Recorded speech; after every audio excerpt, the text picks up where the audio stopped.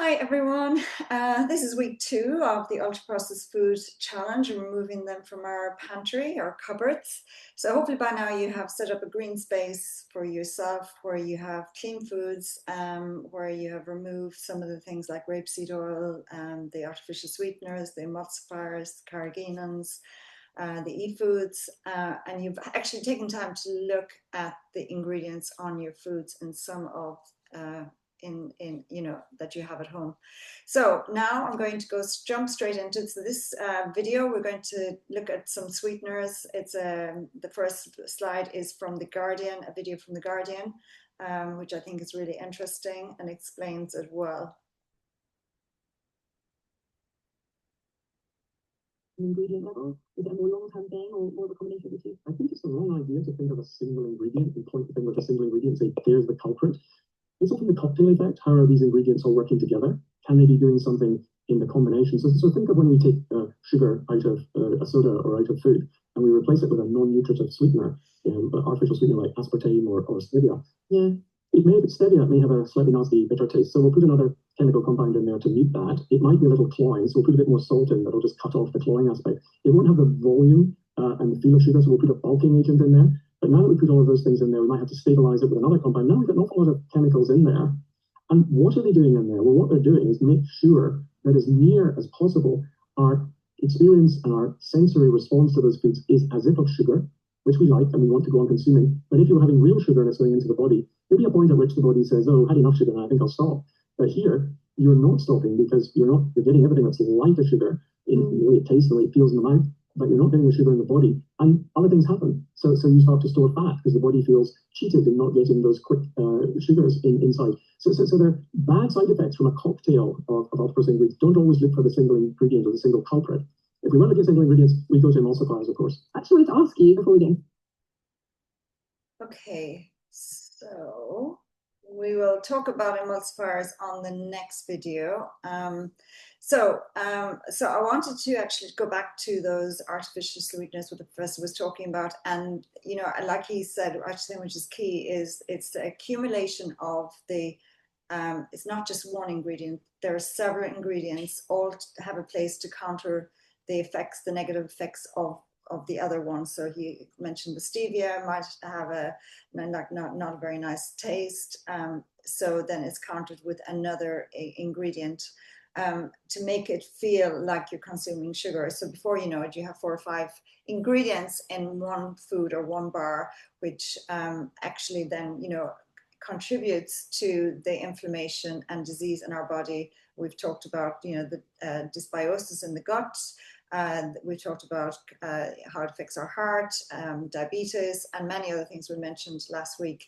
So I thought this study was really interesting. It's looking at fruit flies, the research, and its effect on neural behavior in the fruit fly, the non-calorie artificial sweeteners. And it causes something called calorie frustration. I really like this because I actually kind of related when I spent many years doing keto, where I would not, I had that craving for sugar, but because I was keto and I would never veer off it, I was trying to then, eat more fat, have more salt, or maybe go for one of those keto bars, which have, several of those man-made chemicals, but never felt satisfied. And that caused that calorie frustration, caused me to eat a stick of butter. It caused me to eat, a coconut manna, like jars of it. It caused me to eat almond butter, jars of it. All things which had a very negative effect on my health long term, causing inflammation and, and so on and so on. But, you have now then, which the sad thing is, you've eaten, 1,000 calories, which you wouldn't have eaten otherwise if you'd had the sugar. But what actually happens, I've diverged, in the fruit flies is they get that calorie frustration because the sweeteners are not backed up with any calories. So it's empty calories. They just get that sweet taste, and it's in an area in the brain called the mushroom bodies, which is akin to the hypothalamus in our brain. And their brain encodes when they've had that first taste of the artificial sweeteners, it's encoded in their brain then that there was no calories. So the fruit flies, the next time they actually taste that artificial sweetener, they're actually smart enough to know that they're not going to get the calories, so they'll move on to something else. However, it's slightly different in humans. So humans are very driven by the calorie reward system through the dopaminergic neurons. That's why we all, we don't all, but many of us can get addictions to things like fat, salt, drugs, alcohol, you name it. And that's driven by our dopaminergic. We want that high. So when you eat artificial sweeteners, they don't deliver the sugar. So remember that. So you're not satisfied. It increases sugar cravings. Overall, you eat more calories because you're replacing it with maybe 1,000 calories of fat, which causes greater fat storage and in some cases can cause fatty liver. And make one feel really inflamed, because other people will just go for those keto bars, which are full of crap, and with several chemicals. And this is akin to that learned mismatched behavior in the fruit flies. It's causing that calorie confusion, and you're kind of wondering, why am I stalling? Why am I not getting the results? I look at all these influencers and they say, do this, add more salt, add more fat, but I'm still putting on weight. Or I'm not losing weight, I'm stalling, and I'm still craving sugar. So if you'd had the spoon of sugar, you would have moved on and forgot about it because you'd have satisfied the body's needs. So the non-calorie sweeteners effects on the brain, appetite regulation in individuals across varying body weights. So when we eat those artificial sweeteners, the area in our brain which is affected is the hypothalamus, which is responsible for appetite regulation. But it's a negative experience that you experience through those artificial sweeteners, because they're devoid of nutrients, they're devoid of no vitamins, minerals, and they often come with 3 or 4 or 5 other man-made chemicals, which doesn't deliver what the body is desiring, what the body knows as sugar. So I think that's kind of a key take home. We can't trick our brain like we think we can. And the brain does actually need glucose to function. So here we go.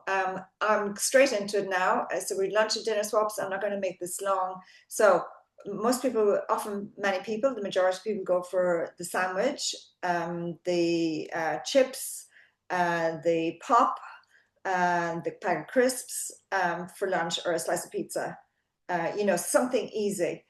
So you could, instead of that, you could, make your own food at home. So you could have a whole wheat wrap, which has got a few ingredients. Then you can add in whatever lettuce mix you want. You could add in any of the meats, beef left over from the night before, chicken, turkey, duck, whatever, pork, or you could use beans, then some shredded carrots, cucumber, bell peppers, and then just dress with a simple dressing. You could replace pizza with your own homemade pizza, or you could, then you can have, because often the pizzas out that you buy, the cheaper ones will be made with fake cheese, which is made with rapeseed oil, and there will be lots of other additives, which, then you're getting lower fiber, lower protein, and much more higher levels of inflammatory foods.